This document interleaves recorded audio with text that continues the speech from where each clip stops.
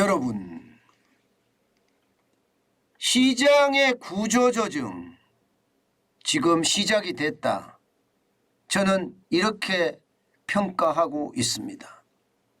그만큼 말입니다. 자금 시장이 불안하니까 돈 되는 거는 다 판다는 이야기가 되는 거예요. 누가 파는지 여러분 한번 보실래요? 여러분 이거 한번 보세요. 기관 투자자들이 매물로 내놓은 빌딩 건수입니다. 빌딩이면 규모가 굉장히 크겠죠. 2천억, 3천억, 4천억 뭐 이렇게 가겠죠. 벌써 10건이 넘어섰습니다. 여러분도 알다시피 지금 기관 투자가들은요, 그 어느 때보다 현금 쌓기에 혈안이 되어 있습니다. 주식도 팔고요. 채권 시장에서도 팔고요. 이제는 대체 투자자라고 이야기하는 대체 투자라고 이야기하는 부동산까지 지금 팔고 있습니다. 그만큼 말입니다. 기관 투자가들은 굉장히 빠른 속도로 위기에 대응하고 있는 거예요. 저는 이것을 보면서요, 이야 진짜 빠르구나. 이게 자칫 잘못하면 시장에 위기가 덮쳤을 때 어떤 일도 못할 수 있으니 미리 움직이겠다. 뭐 이런 의도 저는 다분하다고 봅니다. 10건이나 넘을 정도면 여러분 굉장히 심각한 거예요. 여러분 이거 한번 보세요. 좀 더 구체적으로 나오는 거 말입니다. 현대카드 빌딩 제1관이에요. 굉장히 유명한 빌딩이기도 하죠. 여의도에 있습니다. 지상 5층, 지상 11층이고요. 지하 5층입니다. 연면적만 11,255평입니다. 2018년에 매입을 했는데 농협이나 농협금융 계열사들이 1,800억 원을 주고 인수했습니다. 그런데 지금 예상 매매 가격은 3,200억 원입니다. 빨리 현금화를 시키겠다는 거죠. 삼성동에 있는 오피스 빌딩도 마찬가지입니다. 지하 8층에 지상 17층짜리예요. 연면적은요 9,279평이고요. 2019년에 사학연금이나 새마을금고, KDB 생명보험이 인수를 2,332억 원에 했습니다. 그런데 지금 3,700억 원의 매물이 나와 있습니다. 여기에다가 오토웨이 타워 서울 강남구 대치동에 있습니다. 지하 5층 지상 9층짜리예요. 연면적이 14,400평입니다. 2014년에 3,090억 원의 교직원 공제가 매입을 했습니다. 그런데 이것도 5,700억 원의 시장에 지금 매물로 내놓았습니다. 물론 이게 매각 예상가대로 매각이 된다는 보장은 없습니다. 왜냐하면 이게 쉽게 지금 매물이 처분이 잘 안 되는 모양새거든요. 왜냐하면 말입니다. 금리가 많이 올라가니까 시장에서도 굉장히 불안해해요. 실제 말입니다. 매물 나온 매물 중에 옛날에 금호 아시아나 사옥이 있습니다. 콩코디안 빌딩. 여기는요. 매각 입찰을 했으나 실패했습니다. 그리고는요. 가격을 더 낮춰서 지금 내놨습니다. 이게 7천억 정도 콩코디안 빌딩은 이야기를 했는데 지금은 이게 매각 협상이 잘못되면서 200억이라도 낮춰서 팔겠다 이렇게 이야기합니다. 200억이라도 낮춰서. 낮춰서 판다는 것은 뭔가 헐값 매각에 대한 생각이 들죠. 그렇게까지라도 지금 매각을 하겠다 이렇게 이야기하고 있고요. 여기에다가 서울 여의도에 있는 국제금융센터, 명동에 있는 화이자타워, 수서에 있는 로즈데일 빌딩 이런 것들도 매물로 나왔다가 매각이 불발된 사례들 중에 하나입니다. 왜냐하면 가격이 너무 높은 거예요. 가격을 낮춰달라 이거예요. 낮춰달라. 낮춰주지 않으면 안 사겠다. 뭐 이런 이야기를 하는 거죠. 그래서 지금 나온 매물이 그대로 팔린다 이런 예상은 못합니다. 그렇지만 분명한 것은요. 분명한 것은 현금화 작업을 엄청나게 하고 있다는 거예요. 만도 글로벌 R&D 센터라고 있습니다. 이게 판교에 있거든요. 이것은요 한라 운용 리츠에 4천억 원에 매각이 됐습니다. 뭐 자회사에 운용 리츠 회사에다가 매각을 시켰다는 이야기죠. 이랜드 그룹도 지금 말입니다. 이랜드 그룹도 NC백화점이나 유코아 아울렛 지금 리츠로 지금 점점 전환시키고 있고요. 삼성생명이나 한화생명에서도 자산 건전성을 확보하기 위해서 부동산 처분에 지금 나서고 있습니다. 물론 자회사로 만들어 놓은 리츠에다가 지금 팔기는 하고 있어요. 그러나 지금 모양새는요. 지금 굉장히 빠른 속도로 지금 기업들이 기관 투자가들이 매물을 내놓고 있다. 이런 이야기가 저는 많이 들고요. 여기에다가 서울 시티타워도 지금 4,901억 원에 매도가 됐습니다. 그리고 이레빌딩도 지금 매각 3,075억 원에 매각이 됐고요.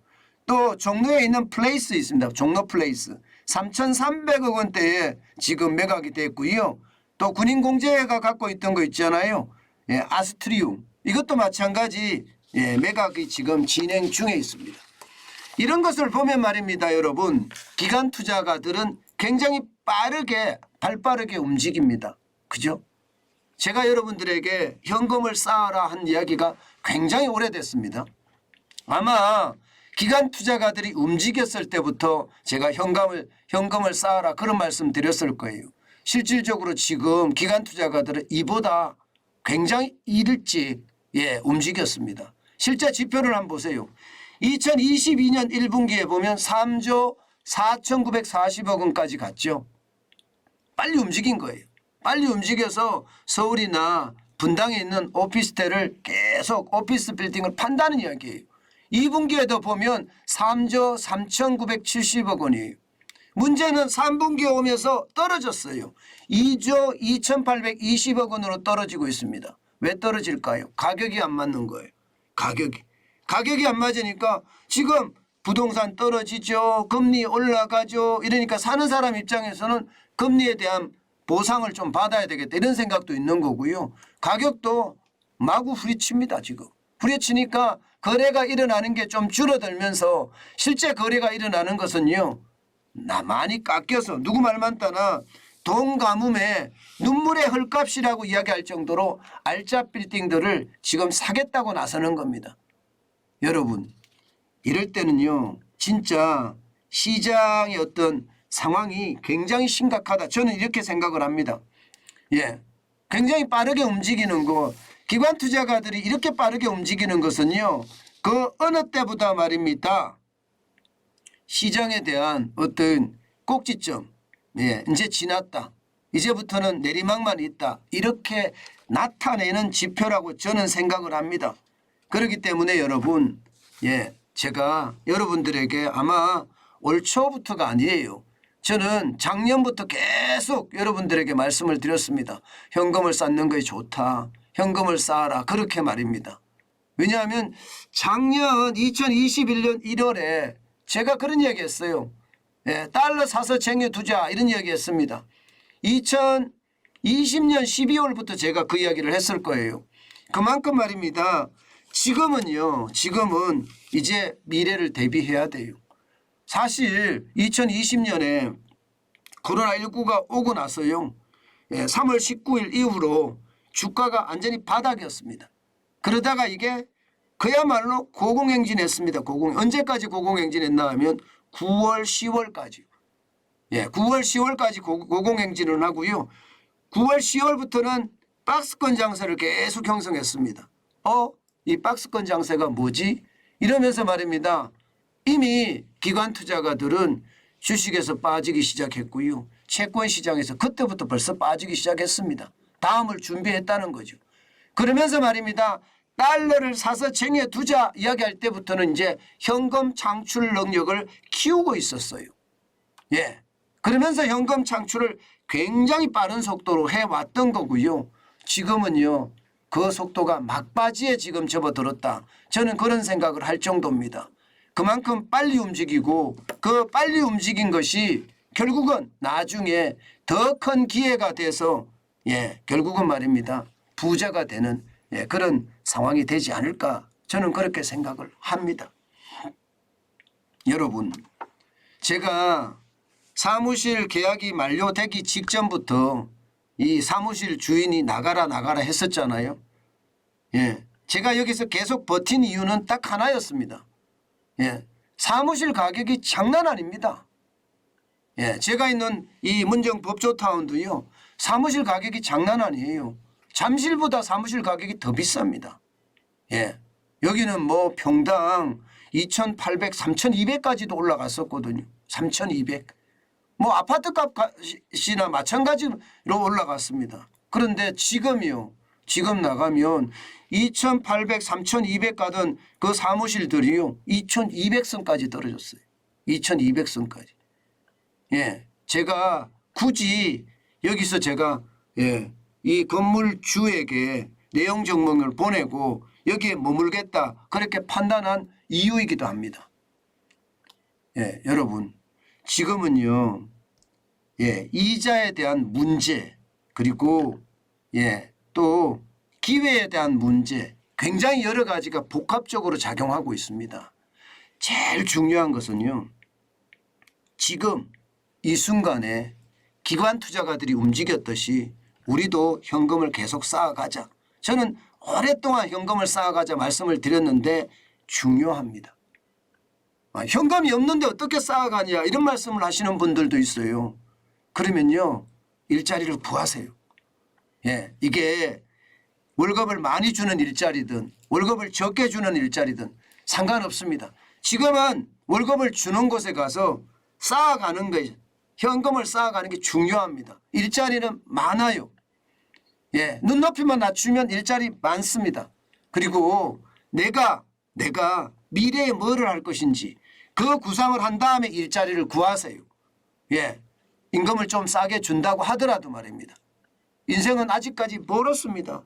나이가 30이 됐으면 좋은 직장을 들어가는 거지만 40대부터는 쉽지 않거든요.